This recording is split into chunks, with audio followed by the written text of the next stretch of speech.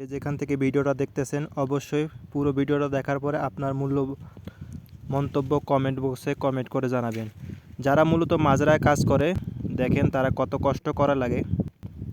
মাজরা বলতে না, শুধু যারা বিদেশে কষ্ট করে তারা কত কষ্ট করে করা লাগে। দেখেন আমার সামনে যে জিনিসটা দেখতেছেন এটাকে সৌদি আরবের ভাষায় বীর বলা হয়। এখানেই মূলত পানি এসে জমা হয় আর এই পানি দিয়েই তারা মাজরায় ফসল ফলানো হয়। দেখতেছেন আমরা যে এই জায়গায় থাকি এই জায়গায় মাজরায় যে বীরটা আছে এটা পানি একবারে নিচে। সামনে যে মাজরাটি দেখতেছেন এখানে অনেকগুলো মাজরা আছে। এটা দেখেন খেজুর গাছ মাজরার সাথে কত সুন্দর। আর এই মাজরাটি যে দেখতেছেন এই মাজরাটি একসময় আমরা এখানে সবজি চাষ করতাম। এখন পানি না থাকার কারণে দেখেন সবটি খালি পড়ে আছে। আর একটা জিনিস লক্ষ্য করেন, দেখেন মাটি কত শুকনা। দেখেন প্রচুর মাজরা, প্রচুর চারিদিকে শুধু খালি আর খালি, কোনো খেতে সবজি নাই। কিরে প্রচুর রোদ।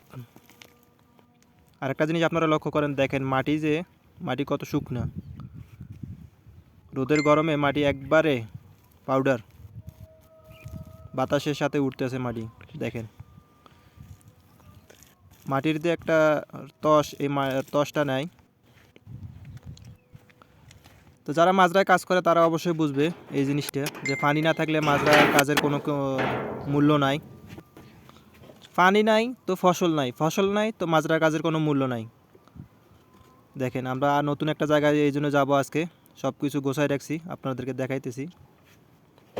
এই জায়গায় আর থাকা হবে না। কিন্তু এই জায়গায় যেহেতু পানি নাই তাহলে আমরা থেকে আর লাভ কী করবো? আসছি কষ্ট করে কাজ করার জন্য, যদি কষ্ট করে কাজ করে যদি কিছু উপার্জন না করতে পারি তাহলে তো লাভ হবে না। এই জন্য নতুন জায়গার জন্য আমরা সব কিছু ব্যাগ ট্যাগ গোছায় রাখছি। আজকে বিকালবেলা গাড়ি আসলে আমরা চলে যাব। তো অবশ্যই নতুন জায়গায় গেলে ভিডিওটা পাবেন, পাশে থাকবেন। ধন্যবাদ। আসসালামু আলাইকুম।